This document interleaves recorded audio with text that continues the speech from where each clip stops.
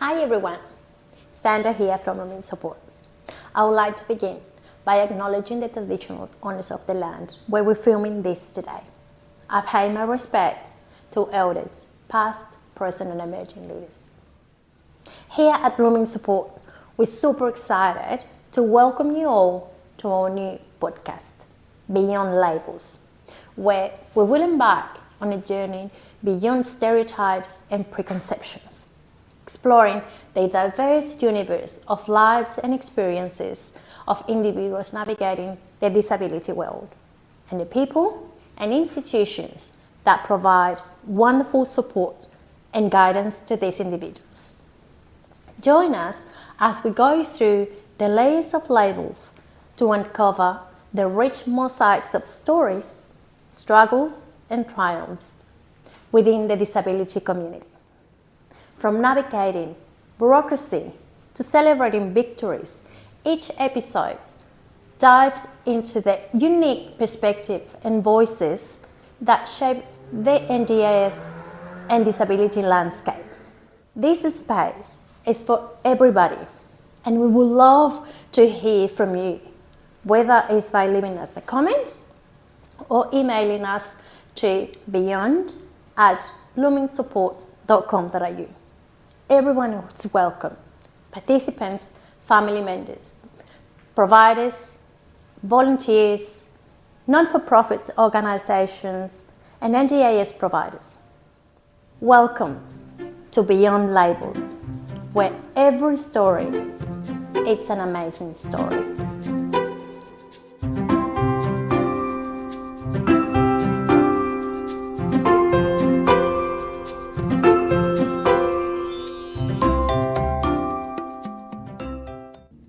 Welcome to our first episode of our podcast. With me today is Nikki Brown, one of our support coordinators, and Pamela Campbell, our office manager. So today we're going to talk about how we got into NDIS, how our lived experience helped us to help everyone, support everyone, and give us the vision and the opportunity to guide you with what our experience has been with NDIS. So I'm a mom of one of the participants of NDIS. My son got 2 disabilities, and we've been with NDIS as a participant since 2015. So that's when I learned how to manage the plans, how I learned where to go for information. So and it wasn't easy at all at the beginning, because I didn't know anything. So and I couldn't find someone to help me, give me the information that I needed. And by then, NDIS was fairly new, because it started in 2013 here in WA.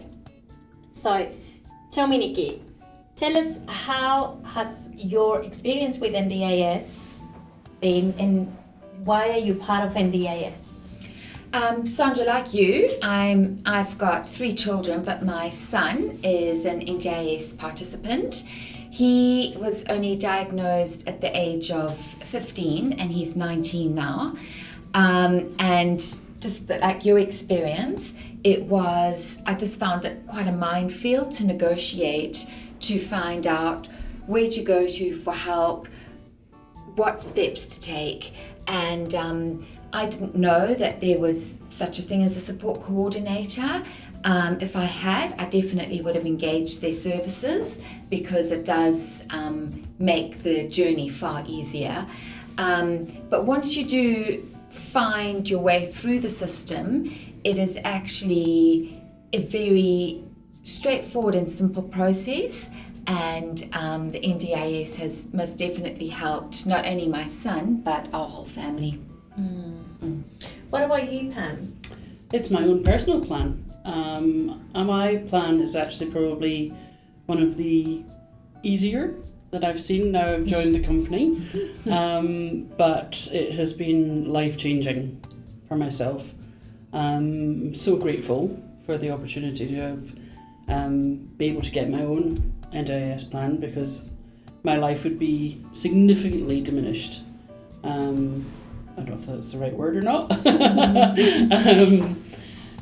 Will be If harder. Yeah. Will be harder. Mm. Yes. Oh, for sure. It'd be 100% harder without it. And I mean, looking at the complexity of the plans that are available, mine's definitely down the scale, but it meets my needs. And yeah, it's just been really good. Yeah. But I think from my perspective, I mean, I like to think of myself as quite a educated person, but navigating it is a minefield. So for somebody with learning disabilities or physical disabilities, getting places, finding out things, it's just, there's not enough information about how to do it Yeah. out Yeah. there. And I think that's where you come in, Sandra, of Yes. making it better. Yeah, so for me, it's important to explain our participants what the NDIS is and how you can navigate. So, you know, to build their capacity to make them more independent in terms of having options and what their options are, you know. So, and And what's available, the availability of what they can get within their plan, yeah, you know? yeah, yeah. And help them to also understand the wording on their plans. Yes. Because that can be very complex, and you know it is difficult, and you know a lot of participants don't have the capacity to actually. Oh, excuse me. Sorry. Bless you. Yeah, they don't have the capacity to actually understand, so they ignore it. Yeah. They ignore it and just think they just put it in the hard basket section and don't utilize the plan fully, which is sad because it's been designed to help them. Yeah, but I think you're right about it's the terminology. It's like you've got capacity building, the core support, you know, all of that. What does that actually mean to a person? Yeah. And you know, that's where Yeah. you guys come in. Exactly. That's exactly what I was going to say. So many people don't understand the terminology that the LICs and plans use, and that's why they just put it aside. You know, they just put it aside. This is too complicated to deal with. I just rather keep going with my life as it is. But the help that you can provide as a support coordinator, that I love doing support coordination. I'm very passionate about it. So, and because I want them to understand, because it was so complicated at the beginning, I remember. So I want to let the participants know that having that lived experience that you have, you know, it allows you to help from a different perspective, you know, and it's not only for the person that has the NDIS plan, but it's for the family, as you exactly said. Absolutely. Yeah. So, you know, from your point of view as a mum as well, how do you think it has helped your family? I think that well, first of all, it helped my son to understand why he acted in certain ways that he did, and it helped the rest of our family as well. And then just the guidance and the direction that it provided helped us, because when you have a child who has a diagnosis, you feel like you're drowning in the ocean, and who is going to save you? And you know, I think the NDIS is actually the rescue boat, and it just, once you've got on it and once you've actually found your way around it, it does help the whole family, because everyone just feels calmer and more supported, and that there is something out there, somebody who cares about you. Yeah. And now being a support coordinator yourself, how do you transmit that experience to your participants? I mean, all the people, because sometimes, not everyone has funding for a support coordinator, but that doesn't mean that they don't need help. Exactly, yeah. So I think having a lived experience just means that you're actually able to empathize with the participants far more. You understand the gravity of their situation, and that everybody's experience is actually, it's unique and it's their own, and you can't play it down and think, well, I don't think that your condition or diagnosis is as severe as somebody else's, so why are you thinking that it's just so important. Everybody's experience is unique and important, and once you've been through it yourself, you realize that your mind space is not where it would be normally, and that you have to help people get through that. How has helped your family, Pam, to have your plan? I think because it's benefited my life so much that, if I hadn't gotten the plan when I did, I'd have had to save for I don't know how many months to get the equipment that I need to be able to live a decent life, and when it comes to my hearing, I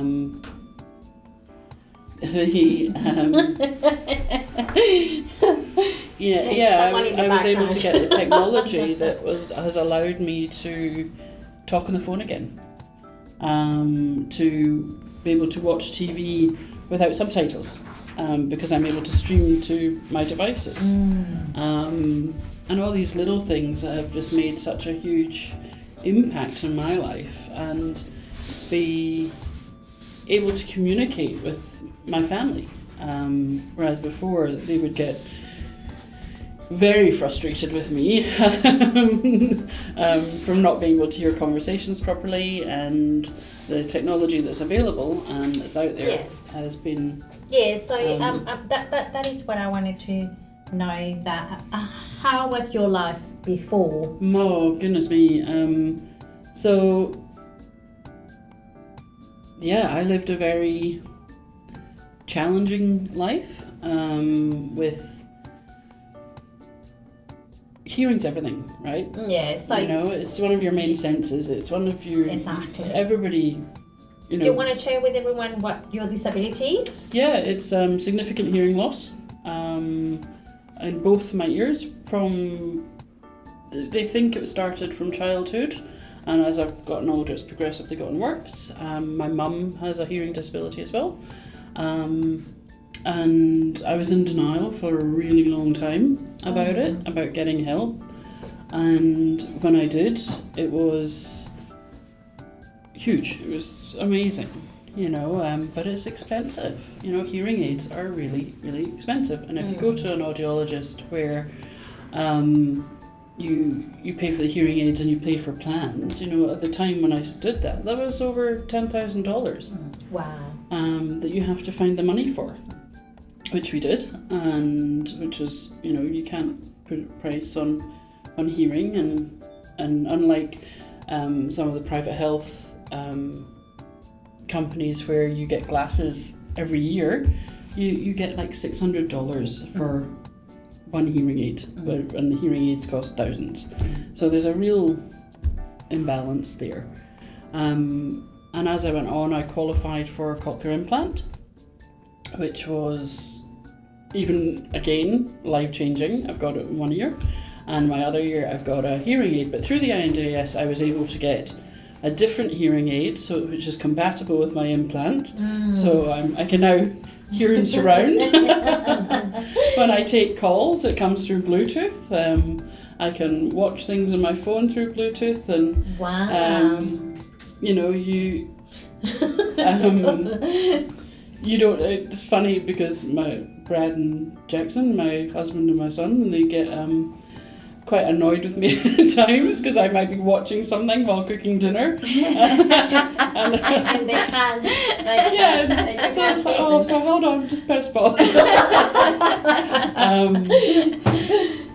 But I've been able to, if I wasn't with the NDIS, I would have had to again save for another type of hearing aid that's compatible with my implant, and and I've got a number of devices. When I was studying a couple of years ago, I had a mini mic which I was able to plug into my computer, so I was able to stream straight to my devices, so it was like hands-free and didn't need to wear headphones or anything. And I've got TV streamers, and we've got an alarm system put into our house that's which I can hear, and I can get like an under pillow vibrator for like an intruder alarm type thing, and and through NDIS I'm able to afford appointments whenever I need them, when I need them, and all sorts of stuff. I'm actually due for a plan review soon, so I might get you to look at it. Maybe we can find someone who can help. So Martin, my son, got diagnosed with autism and when he was nearly 3 years old. And there's one thing that you mentioned about denial that is actually very, very important. So, Alonso, my second child, had hearing loss. It got fixed with grommets and surgeries and all of that. And then my husband was in denial for a long time with both of them. So he was like, no,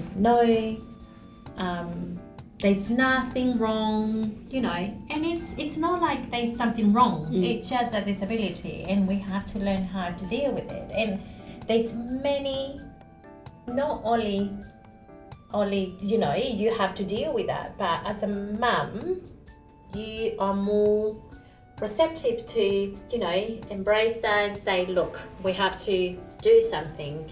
But with dads, I don't know if guys. I think from my perspective, my denial came from I didn't want there to be something wrong. It wasn't the fact that you can't change anything, obviously, but I desperately I didn't want a disability. I didn't, because you don't know what's out there. It's the unknown, and it's the you don't know what's available, and if you're not told the NDIS, if you're not told about it, you don't know if it's going to be available for you. You don't know if you're going to qualify, and it's a fear. It's how are you going to afford this? How are you going to navigate what's ahead of you? You desperately want to feel normal, whatever that looks like. And it's a grieving process. For me, it was definitely a grieving process. I think it is for everyone. For sure. I mean, my background is in special needs education support, and I was really, I would have kids in the class, and I'd straight away pick up if they haven't got ASD, then that they need to get tested, or various things. But my own son was 15 before I actually realized that this was the problem, because various kids mask it very well. And there's obviously, with ASD, there's often ADHD, which comes in hand, and it overlaps, and it's actually, it is very difficult. But I don't know that I was in denial so much as I just feel like it was masked. And we just, looking back on it now, I think to myself, what a different childhood he would have had. He would have been invited to more birthday parties. He would have, maybe once in a while got the coach's award, but he was so difficult that, he wasn't particularly liked. Because of his, everything had to go exactly the way he wanted it to go. And I think once we all understood his diagnosis, we were just like, well, that's the way he is, and we work around him. We help him through it, but we also work around him. And we had a meeting with our extended family and just said, this is how we deal with him. He is the person he is, and we love him, and we encourage him to be his own person. That's it, and empowerment, you know, and that has allowed you to empower your family. Yes. Yeah, You know, it'll be the same probably with you, Sandra. Yeah. So then when we dealt with the autism diagnosis for Martin, then he got diagnosed with cancer. So he went through all the horrible stuff that he had to go through. But after we finished, because he had femur and hip replacement, now he's got a mobility disability. So he's been wheelchair bounded with crutches. Now he's walking with a walking stick. You know, he's got around 5 centimeters of leg discrepancy. So the shoes are 600-700, only the shoes. So NDIS has been a great help with all of that, and the therapy has been rehab has been an amazing thing for him, because it has allowed him to walk again. You know, he lost 3 years all up of his childhood because of cancer.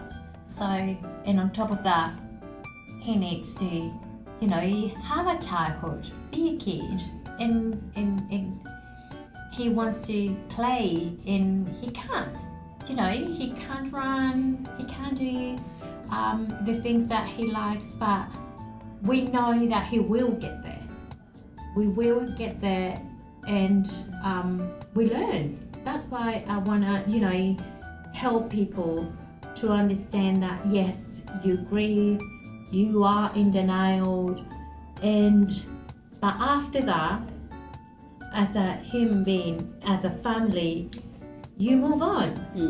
And then that's when you start finding the positive, whatever you like. There's hope for future. Exactly. There's hope for a good future.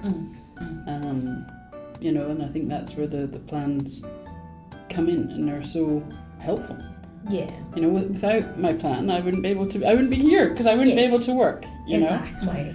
And it would be interesting, you know, if you can tell us, whoever is watching this podcast, how has your experience been getting through NDIS and learning and ask questions. You know, we would love to make this interactive and hear from you. And it doesn't matter if you don't work with blooming. You know, it's just this is a space for the community. So yeah, if you want to comment and ask questions, do it. Definitely, because there's always questions. And I am a support coordinator, but I have questions all the time, and, you know, researching and looking stuff up. Every single participant has a different need and a different requirement, and you know, it's really interesting. But you know, there is just constant learning, constant question asking. And you know, we have families that we support, where everyone in the family has a disability. Yes. The same or different. So that makes it so hard to navigate, to learn, to ask questions, because not only you don't want to be seen with a disability, but sometimes people are embarrassed. Yes. In this society makes them feel like that, maybe, or they feel like that because they feel judged. So, you know, it's really important to have, that's what I think, to have that experience. No one asked you if you wanted to have a disability or not, or if you want a member of your family to have a disability or not. It is what it is. So we live with it. So, and we learned, and being able to use what we have already learned to teach and to help other people. I think it's fantastic. No, for sure. Definitely, and I Yeah. think when I was growing up, inclusivity was just not a thing, but now it is, and I think that's so great that education is mainstreamed, so everybody, all the children get to understand various people's disabilities and that they are actually completely normal people past their disability, and workplaces are actually getting so much better now about inclusivity and helping people who are challenged in various ways.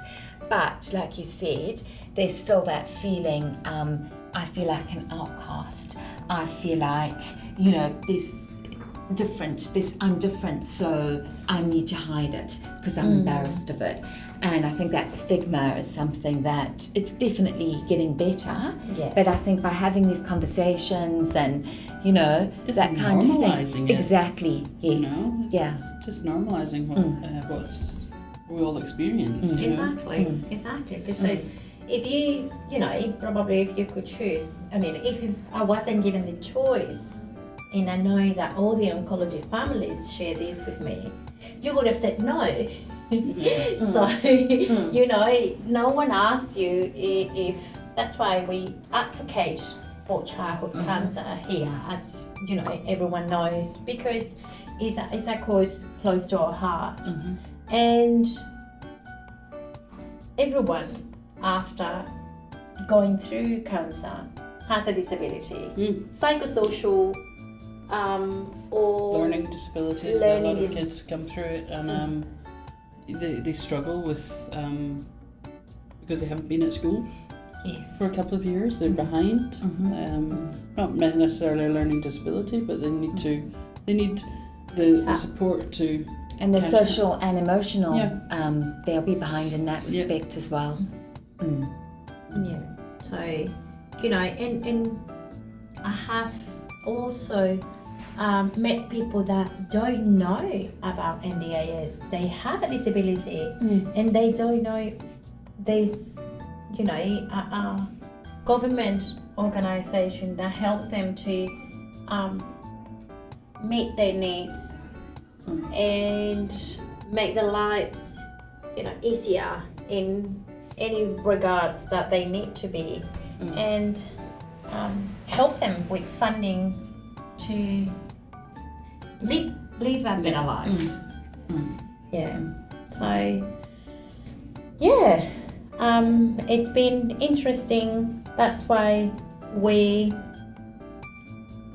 here, try to I think talking about just not being afraid. Don't be afraid to reach out and ask questions. And there's no question that's a bad question, right? Exactly. No. And if we don't know the answer, we're going to try and find it out.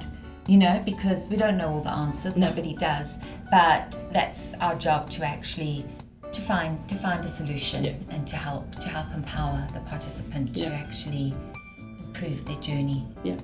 Yeah, and I have been to places where I go and do talks for people, like to try to get the word out, and it's impressive that they don't know the basics and they are afraid to ask, as you said.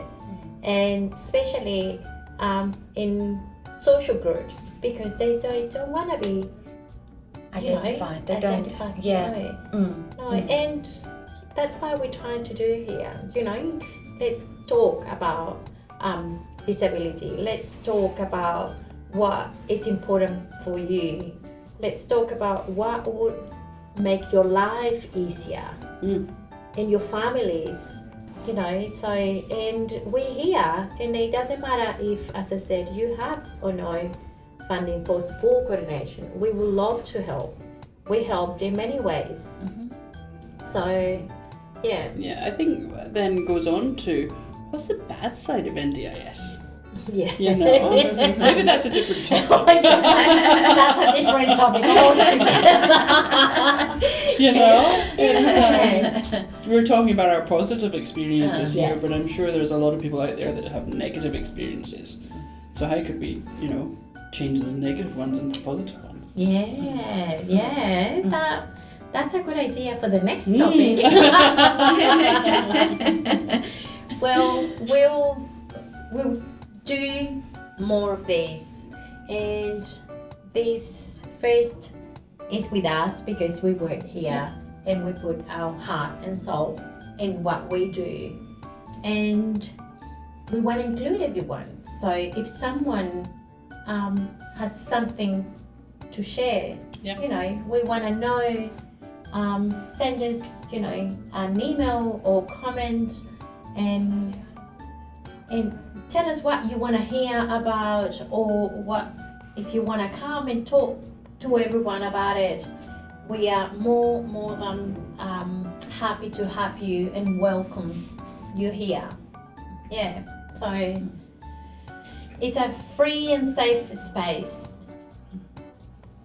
Yeah, so yeah, that's for me all that I want to do and want to say today. Thanks, what about Sandra. you? You want to share anything else? No, I just thank you wrap for up? listening, and I completely agree with everything Sandra said, and we look forward to hearing from you. Yeah, the same. Yeah, just life can be better. I think that's the message that I think we're trying to get across. There is definitely improvements out there, whatever that looks like for anybody, and we're here to help. Yes. All right. See you, everyone. Bye.